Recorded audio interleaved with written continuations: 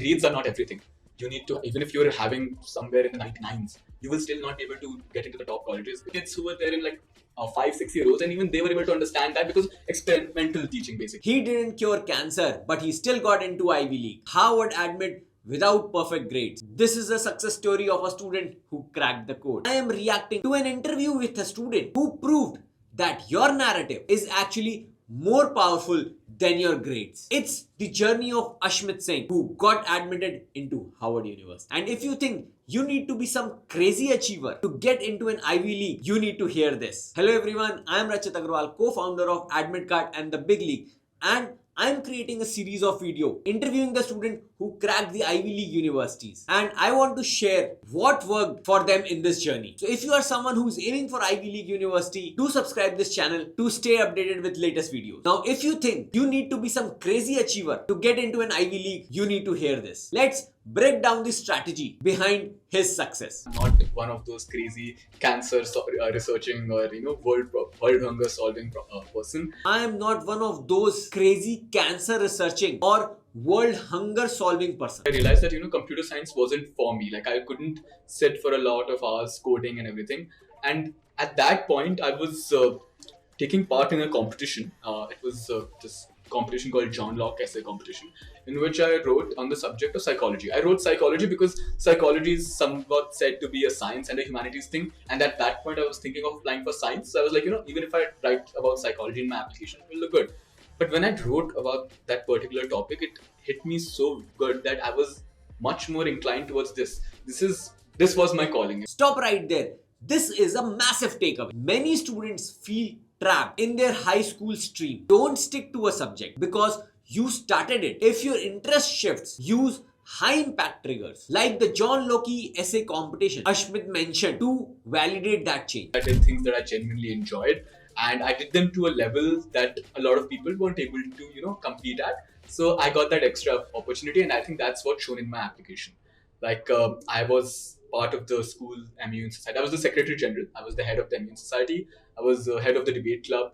Now this is the secret sauce. Ashmit admits that he wasn't doing crazy world-saving projects. He was doing MUN and debating, things that many of you do. But the difference is he did them to a level where he was the secretary general and head of the club. So universities don't want a long list of random hobbies. They want depth and leadership in things you actually care about. And started making my profile according to that. Ashmit didn't just hope for the best. He intentionally realigned the profile. This is exactly what we should do. If your academics say science but your heart says social science, your profile must bridge the gap through specific extracurriculars that tells a cohesive story. I was the secretary general. I was the head of the immune society. I was the head of the debate club, the business and economics club I led. I was the president of the theatre club, and I was the chief editor of our school editorial board.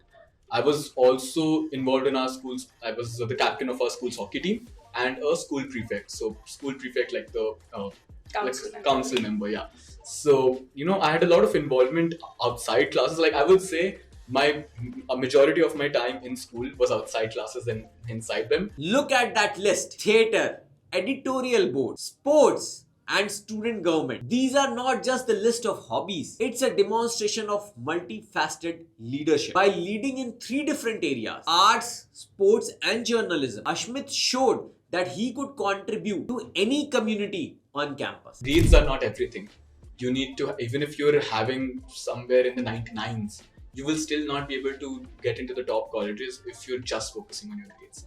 I think it's better to be in the 97s or even 95 or 90s if you're able to get good at something else rather than just putting all that extra effort into going from 99 to 100. This is the law of diminishing returns, and Ashmit is 100% right. Once you hit 95% plus bracket, the admission committee already knows that you are smart enough for academics. The jump from 97% to 98% doesn't tell them anything new about your character, but the time that you spend in getting that extra 1% could have been used in showcasing other things, like by leading a club or winning a competition. So your grades are just the entry ticket. What you do outside the classroom is what actually differentiates you. So don't sacrifice your personality for perfect score. If you are already around 90-92%, stop.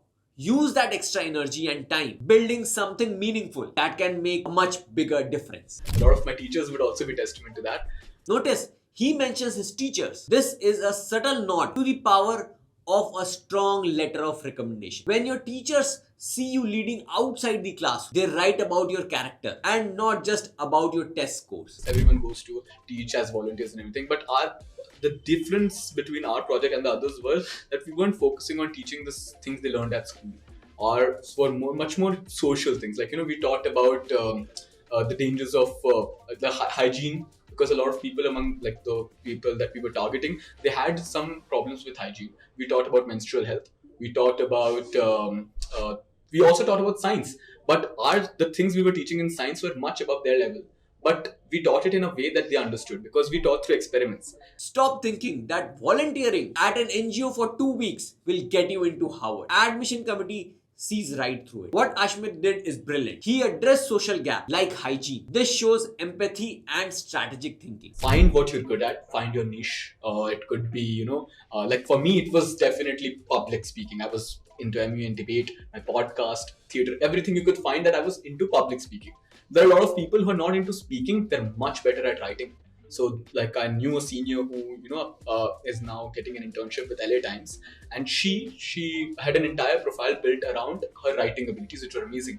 So it depends on what you're good at and how well you're able to put that ahead in your applications, and not just doing everything that everyone around you is doing. When building your profile, ask yourself, what problem am I solving that others are ignoring? Authentic stories are believable and relatable. Don't just follow the herd. Find a unique angle that reflects your value. Like Ashmit's senior, who built her entire profile around writing, and it worked. That's because top universities value depth and clarity over just doing everything. So identify your spike. Are you a writer, a coder, or a speaker? Don't force yourself into a box that doesn't fit you. I used to take off my shoe and I used to rub my socks on the carpet and tell them how that is creating friction. How this is something. There were kids who were there in like 5-6 year olds, and even they were able to understand that because experimental teaching, basically experiential learning, as some people call it. That's what our main thing was, that we were going to teach them in a way that they understand,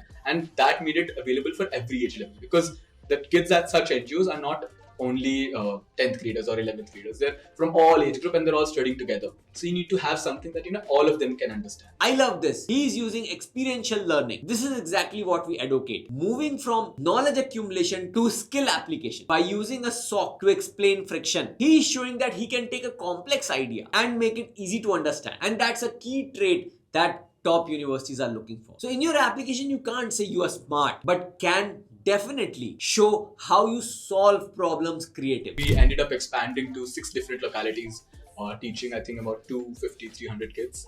And I had a lot of volunteers under me. I had like 55-60 volunteers throughout the span of the program. Numbers don't lie. Scaling to 6 localities and managing 60 volunteers. This is real world management. At this point, this is no more a school project. This proves that he has the team-based thinking, which is required for most of the top global programs. So maximize your impact. If you start a project, show how you grew it. Use metrics like number of people impacted, volunteers led, geographical reach. This is what we help you document in your personalized roadmap. My maternal uncle, my mamu, he was killed in the Kargil war. He was a lieutenant and he was killed in the Kargil war. And after that, I saw my grandparents. They put in a lot of effort helping others, doing altruistic work. Like they had a foundation, they used to donation drives, they used to organize conferences and everything. And motivated from that, I decided that I also wanted to give their families, the families of these martyrs, who a lot of times are forgotten, not remembered. I wanted to give them a platform to share the stories of their martyred husbands, their martyred fathers, their mothers, whoever. And I wanted to give them that platform through podcast, which was like, a lot of people were getting into that. And surprisingly, not a lot of people were in that, doing a similar thing. You can make your vulnerability as your strength. Yes, you heard it right. When you build something around a real and personal connection, it creates an emotional depth that no random activity can match. And that's what people remember. I remember this particular woman, her name was Bhavna Auntie. And I remember she had seen me as a kid. And once I took her interview, she had lost her husband in the Kargil war. and she ended up, crying on my shoulder at the end of the interview. And that point, I realized how much such small things, such just having a platform can mean to such people. This is what we call as intellectual vitality. Ashmit didn't just consume information, he made it meaningful for others. This shows leadership and critical thinking, which are non-negotiable for Ivy League. So in your SOP, you also need to describe the human impact. Don't just list what you did. If you don't feel anything about your project, then AdCom will also not feel it. I also had a news blog which I started way back in 10th grade with a few seniors, where I was doing ambience and everything. So I remember that we used to keep being introduced to new concepts, and we wanted to make it in a way that teenagers understood how it was important to them. Like you and I, we won't really know why do we care about the South China Sea troubles. It doesn't really matter to us, right? But we wanted to show it in a way that teenagers, firstly, they understood the problem and they understood why it could impact them. So a project doesn't need to be official or fancy. A blog started in class 10 can be far more powerful than a prestigious internship if it shows that you can solve a problem like this one. A lot of people till now just focused on their grades. They didn't do any activities. They didn't care about anything except studying. And that is something that a lot of people who end up planning to go abroad in 11th or 12th, at some cases, they do not realize that they need to have other things as well. They can't just have academics.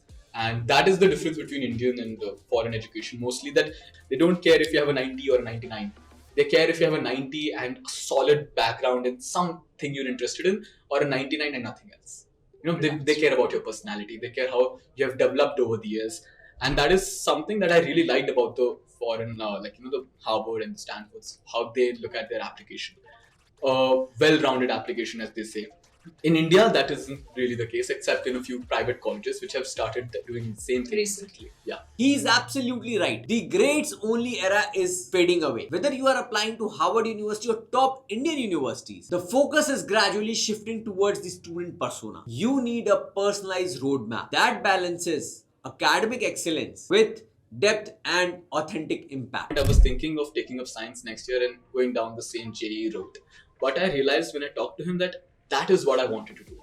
I didn't want to stay in my room cramming, concepts for 13 hours, 14 hours. I wanted to keep on pursuing my interests. I wanted to do this initiative. I wanted to take part in debates. This is massive mindset shift. Ashmit chose active participation over passive cramming. He realized that pursuing theatre, debates, and things he actually enjoyed wasn't a distraction. It was actually building his path. Don't sacrifice your individuality for a test. If you genuinely enjoy something, do that. Those are the things that help you actually build a strong and unique profile. The only thing that matters is how to align those interests with your long-term goals, like Ashmit did. Ashmit's journey was about a clear story. Someone who explored his interests, took initiatives, and built something meaningful around it. That's what actually top universities are looking. And if I'm being honest, most students today are either stuck in the just study cycle, or they have idea but don't know how to turn them into something impactful. That's it for today. If you are looking for more such student interviews and insights, do follow and subscribe this channel. If you think this video was helpful and can help someone, do share it with them.